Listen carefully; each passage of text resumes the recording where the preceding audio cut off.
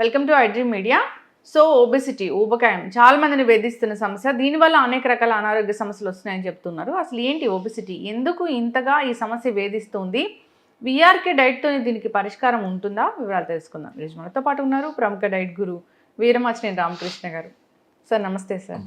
Sir obesity దానికి check పెట్టడం అంటే విఆర్కే డైట్ అనేది చాలా ప్రాచుర్యంలోకి వచ్చింది. అవును. సో మంచినీళ్ళు తాగినంత ఈజీగా నేను బరువు తగ్గిస్తానని చెప్తూ ఉంటారు. సో అది నిజంగా సాధ్యమేనా? అసలు ఎందుకు ఊబకాయం సమస్య అనేది వస్తుంది? ఊబకాయం తగ్గించుకోకపోతే ఏం జరుగుతుంది? అసలు ఒబెసిటీ అంటే ఏంటి? ఒబెసిటీ అనేది జబ్బా? ఒబెసిటీ అనేది జబ్బు తాలూకు లక్షణమా? నిజానికి ఒబెసిటీ జబ్బు కాదు. ఇన్సులిన్ రెసిస్టెన్స్ అనే జబ్బు తాలూకు ఒక లక్షణం. అంటే దానికి చాలా లక్షణాలు ఉంటాయి, symptoms. Diabetes, obesity, BP, thyroid, PCOD, hormone issues చాలా ఉంటాయి. వాటిల్లో ఇదొకటి, ఒబెసిటీ ఒకటి. ఒబెసిటీ ఈ ప్రపంచంలో ఎక్కువ సమస్య ఉంది ఎవరికి అంటే ఒబెసిటీ. ఎంత సన్నగొండగానే గుప్పుడు పొట్ట ఉంటుంది, అన్వాంటెడ్ ఖచ్చితంగా ఉంటుంది. ఎందుకంటే ఈ ప్రపంచంలో రెండు మెటబాలజీలు ఉన్నాయి, గ్లూకోజ్ మెటబాలజీ, ఫ్యాట్ మెటబాలజీ. ప్రపంచంలో అందరూ గ్లూకోజ్ మెటబాలజీలు ఉంటారు. ఈ గ్లూకోజ్ మెటబాలిజం అడ్వాంటేజ్, అది బాగా రుచిగా ఉంటుంది, బాగా చౌకగా ఉంటుంది, బాగా దొరుకుతుంది, అన్నీ బాగానే ఉంటాయి. దాంట్లోనే ఇన్హరెంట్గా ఉండే ప్రాబ్లం కారణంగా ప్రపంచం మొత్తం ఒబెసిటీ ప్రాబ్లం ఫేస్ చేస్తుంది. క్యూటో డైట్లో ఉండే అసలు ప్రాబ్లం ఫేస్ చేయరు. క్యూటో డైట్లో అసలు ఒబెసిటీ అనే పదమే ఉండదు. ఓన్లీ ఇప్పుడు ఎస్కిమోలాళ్ళు ఉంటారు, అసలు వాళ్ళకి ఒబెసిటీ అనే పదమే ఉండదు.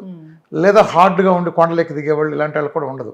మితంగా తినే కొన్ని సెక్షన్లు ఉంటాయి, వర్గాలు, వాళ్ళకు ఉండదు. ఒబెసిటీ ఎవరికి ప్రాబ్లం అంటే గ్లూకోజ్ మెటబాలజీ ఉండే దరిద్రం ఏంటి?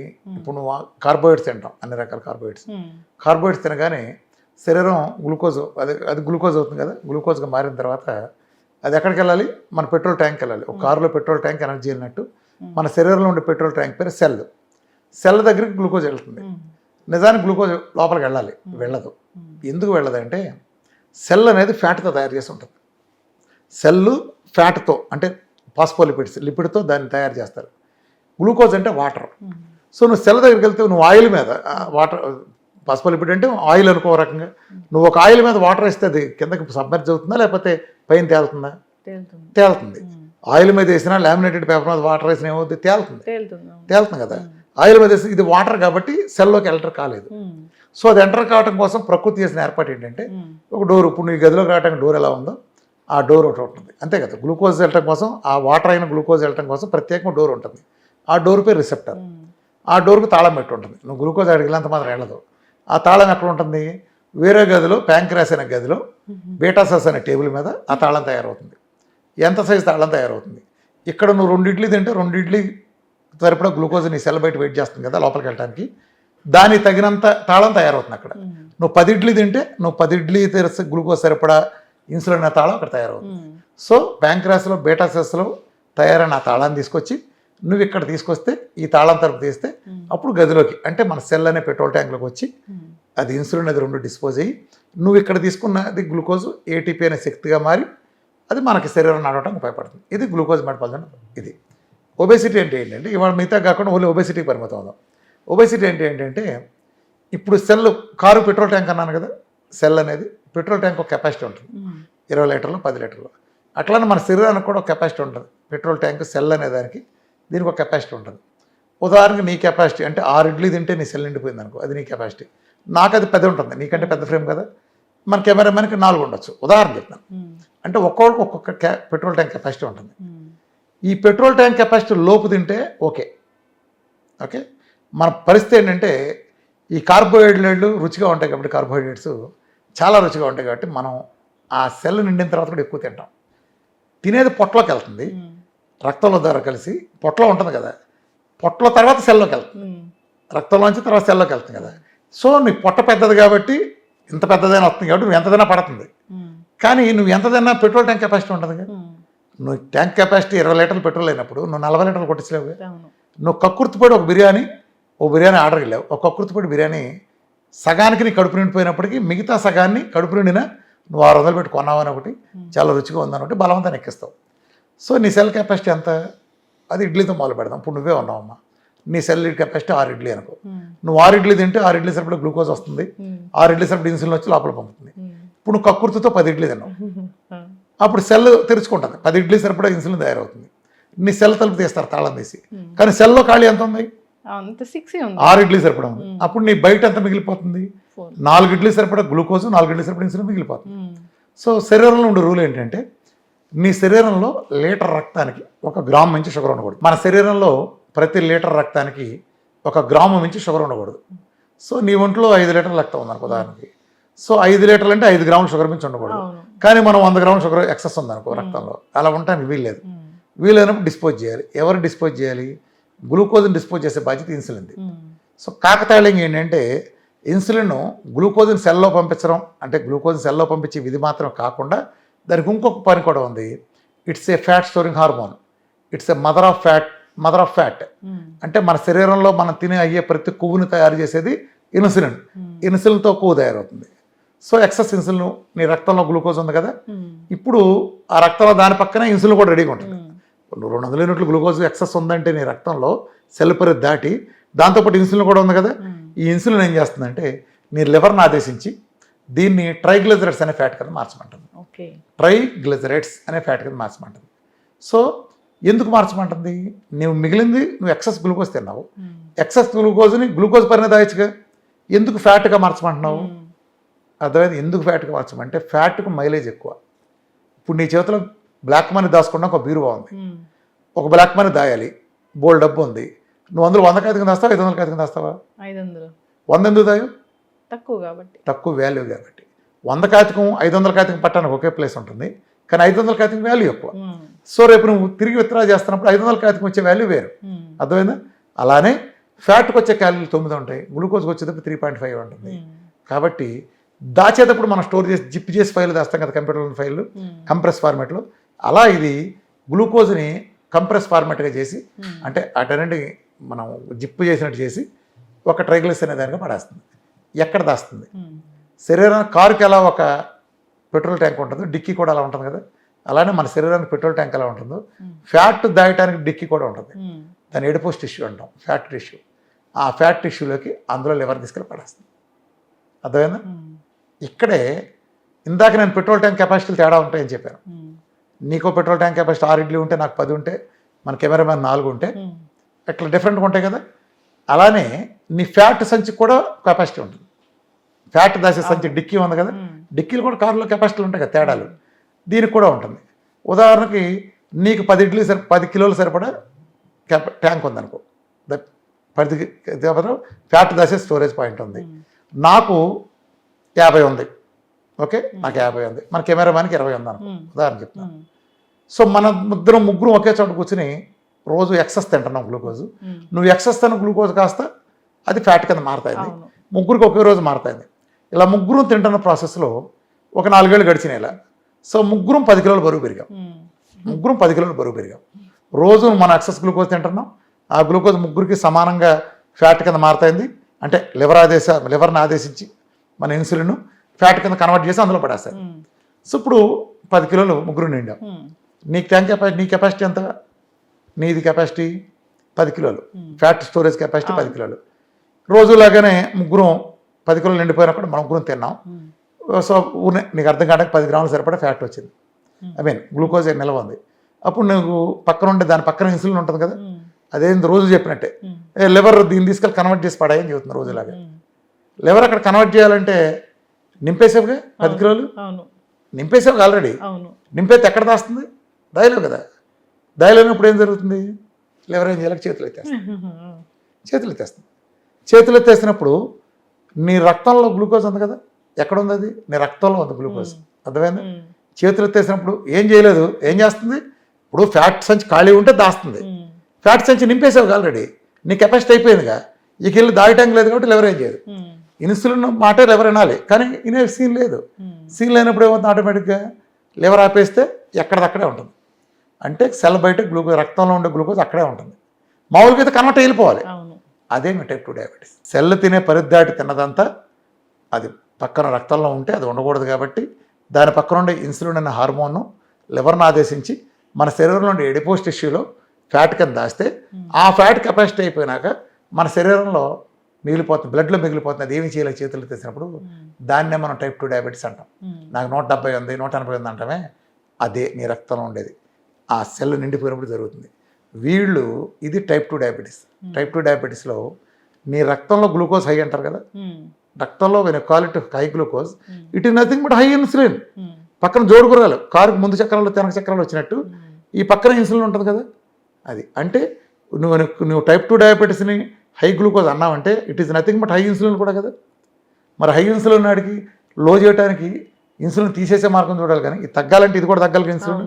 మళ్ళీ నువ్వు ఇన్సులిన్ చేస్తావేంటి? బుద్ధి ఉందా? జ్ఞానం ఉందా? జ్ఞానం ఉందా? అల్లోపతిక్ వాళ్ళు ఆ మందులు ఇచ్చి చేసేదంతా ఇన్సులిన్ పెంచటం. అరే ఎందుకురా, అక్కడ ఆల్రెడీ ఇన్సులిన్ ఎక్కువై కదా నీ టైప్ 2 డయాబెటీస్ అంటే. సరే ఇది నేను టైప్ 2 డయాబెటీస్ సబ్జెక్ట్ కాదు కాబట్టి ఇది చెప్పలేదు. ఒబేసిటీ అంటే అది. సో నీ పరిద్దాడి తింటే ఆ నిండుతుంది చూసా ఫ్యాట్ అది. ఇక్కడ మన ముగ్గురు ఉదాహరణ చెప్పినప్పుడు నువ్వు డయాబెటీస్ అయిపోయావు, కానీ మేమిద్దరం మిగిలాం కదా. కెమెరామాన్కి 20 కిలోల బరువులో 10 కిలోలు నిండింది, 50% ఉంది. ఇంకా నాకు 50 కిలోల్లో 10 కిలోలు నిండింది, ఇంకా 40 ఉంది, 20% అయింది. నీకు 100% నిండిపోయింది. సో నువ్వు జరిగిన రోజున మేమిద్దరం కూడా ఫ్యాట్ ఎక్సెస్ తింటాం కదా గ్లూకోజ్. ఆ గ్లూకోజ్ రక్తంలో ఉన్నప్పుడు మా ఇన్సులిన్ ఆదేశించితే అది ఫ్యాట్ కింద కన్వర్ట్ చేస్తుంది. ఎందుకని? మాకు ఉందిగా, మాకు ఇంకా ఫ్యాట్ కెపాసిటీ ఉందిగా. సో మా బొజ్జలు పెరుగుతూ ఉంటాయి. ఓ 4 ఏళ్ళు గడుస్తాయి, మేమిద్దరం ఇంకో 10 కిలోలు పెరుగుతాం. కెమెరామెన్ నేను 10 కిలోలు పెరుగుతాం. నువ్వు అక్కడి నుంచి టాబ్లెట్లు పెంచుకుంటూ వెళ్తావు. నీ ప్రమోషన్కి ఇక్కడ కాదు, నువ్వు నీ ఎడిపోస్టిస్ నిండిపోయింది, వచ్చినట్టు పాడైపోతుంది. అర్థమైందా? సో ఈ దాయటం అనేది సెల్ ఇన్సైడ్ కూడా జరుగుతుంది. అదంతా వేరే సబ్జెక్టు, పెద్ద సబ్జెక్టు లేని అనట్లేదు. ఎప్పుడైతే ఈ ఒబేసిటీ ఇప్పుడు అతనికి ఉంది కదా, ఇంకో 4 ఏళ్ళు సరిన తర్వాత మేమిద్దరం 20 కిలోలు పెరిగాం. సో 20 కిలోలు అతని కెపాసిటీ అయిపోయింది, నాకు ఇంకా 30 ఉంది, మా నాటికి 20 నిండిపోయింది 100%. ఎప్పుడు అతను మళ్ళీ తింటాడు, ఎక్సెస్ తింటాడు, మేము ఇద్దరు తింటాం.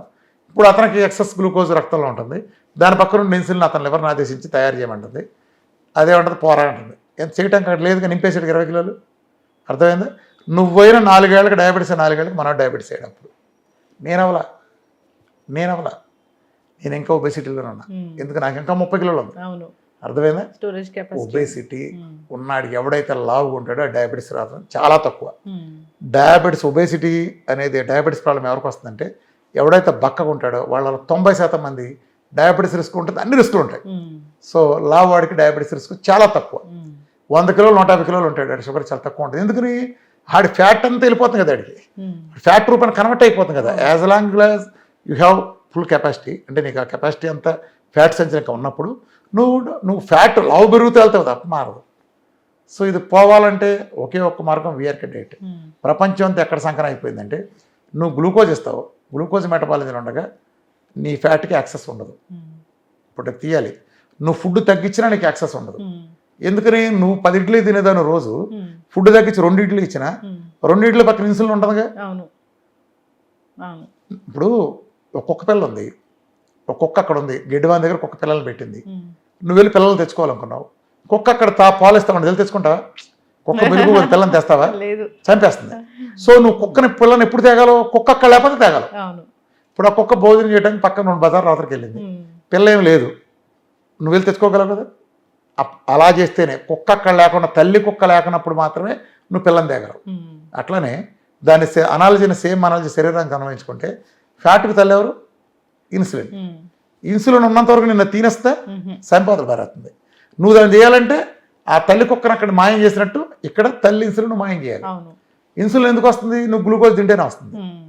ఇప్పుడు ఫ్యాట్ గురించి చెప్తా.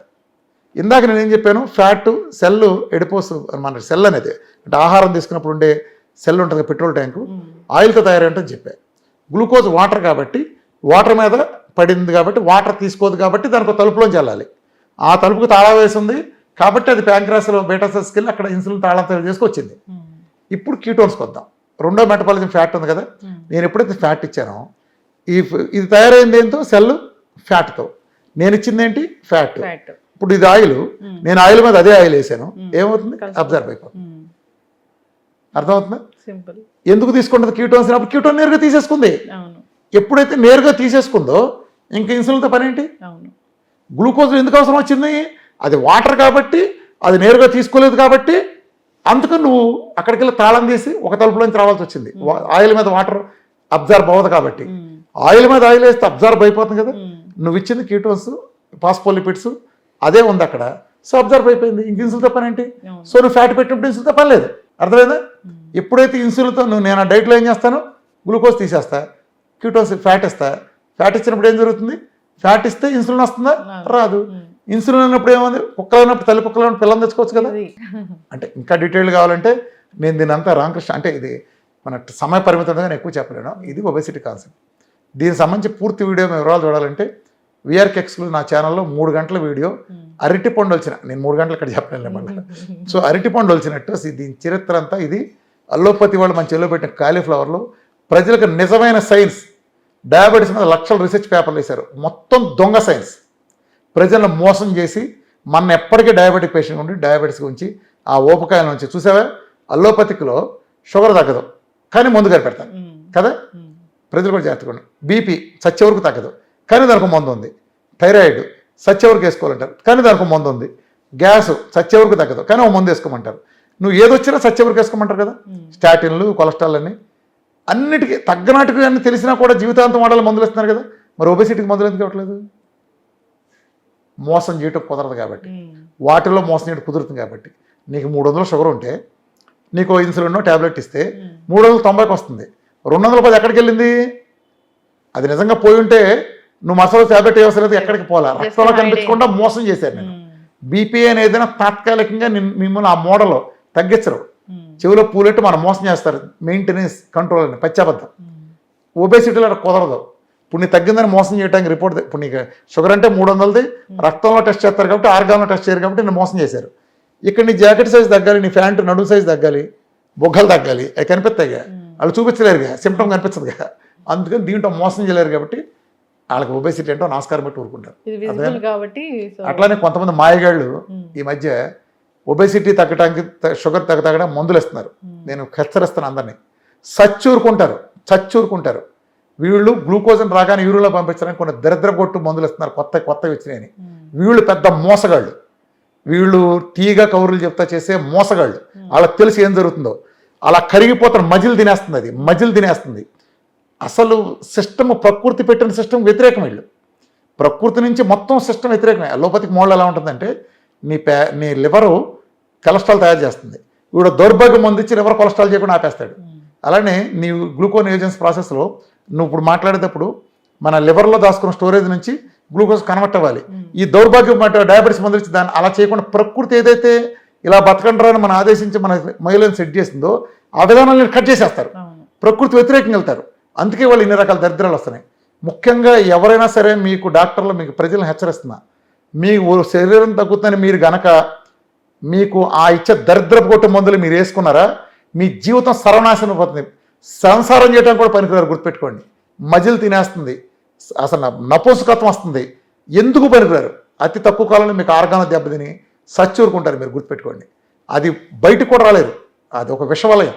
ఇప్పుడు వీళ్ళు ఏం చేస్తారంటే కొంతమంది బేరేటర్ కంటే పూర్తి కొంతమంది చేయించుకోవట్లేదని కొత్త వ్యాపారం మొదలుపెట్టారు. ఇది చాలా తప్పు, ప్రజల పట్ల చాలా ద్రోహం. అది వాళ్ళు తెలిసి కావాలని మోసం చేస్తారు. అందుకే పబ్లిక్గా కూడా చెప్పరు వాటి గురించి. మాది వచ్చింది సెన్సార్ చెప్తారు, చెప్పరు. పెద్ద మోసగాళ్ళు. వాళ్ళకి చెప్పేది ఏంటంటే అది వేసుకుంటే 2% హెచ్బిఎంసీ తగ్గుతుంది, అది వేసుకుంటే అద్భుతమైన చెప్తారు. అట్లా ట్యాబ్లెట్ వేసుకుంటే ఆ 2% హెచ్బిఎంసీ 5-6 నెలలు పడితే తగ్గుతుందని పెద్ద పెద్ద సంస్థలు పెద్ద మాయగాళ్ళు తెల్లకోట్లు వేసుకొని చెప్తూ ఉంటారు. మీరు నమ్మమాకండి. హెచ్బిఎంసీ 2% ఏమో, మన డైట్ చేస్తే ఒక్క నెలలో 10% తగ్గుతుంది. ఒక్క నెలలో 10%, 15-16 ఉండేది 4-5కి వస్తుంది. నేను 100 చూపిస్తాను టెస్ట్ మనీలు కావాలంటే. ఈ మాయగాళ్ళ వల్ల పడమాకండి, ప్రజలను హెచ్చరిస్తున్నా. అసలు మందు కనిపెట్టలేరు.